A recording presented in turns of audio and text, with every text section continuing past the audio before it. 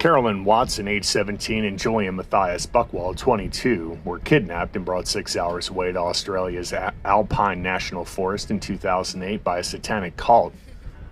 The couple was celibate for both legal and religious purposes, and Julian was ready to propose to Carolyne for a second time. However, they ended up in the back of a van, only to be thrown out 6 hours later. Both had their clothes cut off with a knife and were left outside together in a grassy field with their hands tied.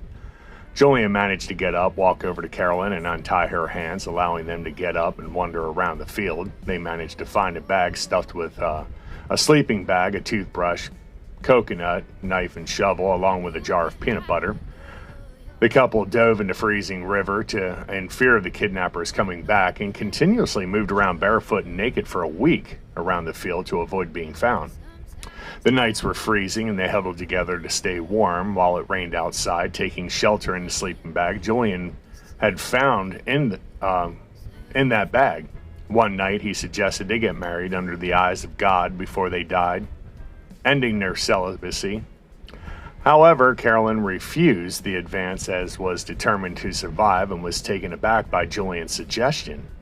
Eventually, the couple found another bag containing the cut-up clothes, and they made it to the road where they were picked up by a farmer who took them back to his house and then straight to the police with them to file the report. However, instead of finding this cult, the police eventually arrested Julian. Why, I ask? I'll give you a few seconds to figure this one out. After being pressed by police, it wasn't long before Julian actually confessed to staging the whole thing. His initial explanation of the event was described a little amateurish to the extreme, in particular the failure to devise any plausible motive for anyone to kidnap the couple. This ultimately led to the unraveling of his ridiculous story. Julian had wanted to pressure his girlfriend into marrying and having sex with him, as he was impatient that she had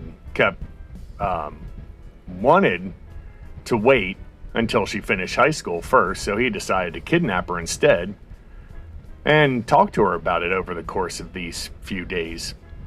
Julian was tried and found guilty in 2009 of kidnapping and torturing the victim for 6 days, earning him a cost of 8 years in prison. And the most ironic thing is that Carolyne said she actually would have married him after she had graduated.